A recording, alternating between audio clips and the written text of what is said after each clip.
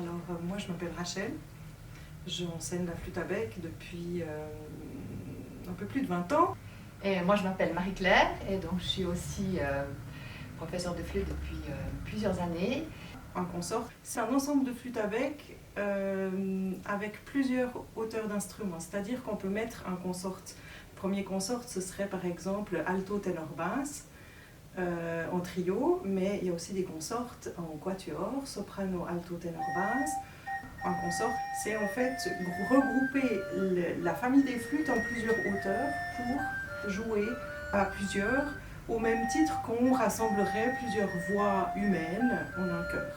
Mais simplement, un consort, c'est une personne par voix.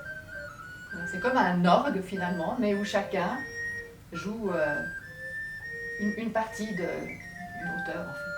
Et effectivement, le consort, c'est un moment fantastique dans la vie des flûtistes pour jouer ensemble et pour découvrir toutes les sortes de flûtes qu'il existe. Voilà, alors les sortes de flûtes, il y a la sopranino, la soprano, l'alto, la ténor, et la grande basse.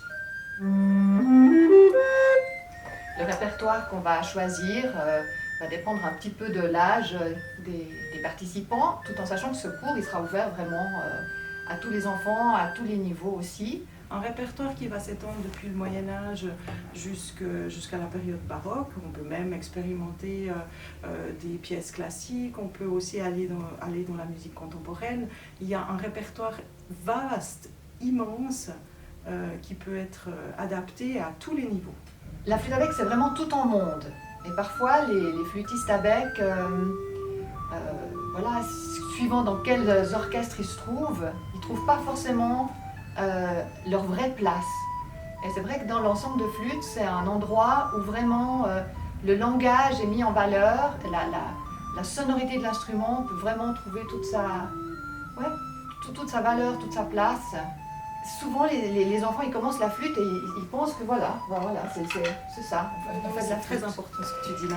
Et en fait, c'est pas que ça, parce que ça c'est une petite partie de tout cet éventail d'instruments et de toutes les possibilités sonores et de tout l'ambitus sonore. Et je pense que le plus tôt ils arrivent à avoir cette dimension-là, le mieux ils sauront où ils vont avec cette flûte.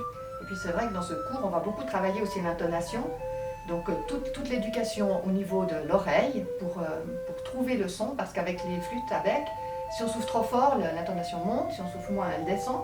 Donc c'est aussi toute une école du souffle, de s'adapter et de s'écouter, et c'est quelque chose qui peut vraiment se faire très consciemment quand on joue avec d'autres flûtes. En fait, un consort, c'est jouer de l'orgue à plusieurs. C'est un orgue articulé qui va être distribué en 3, 4, 5 ou 6 personnes.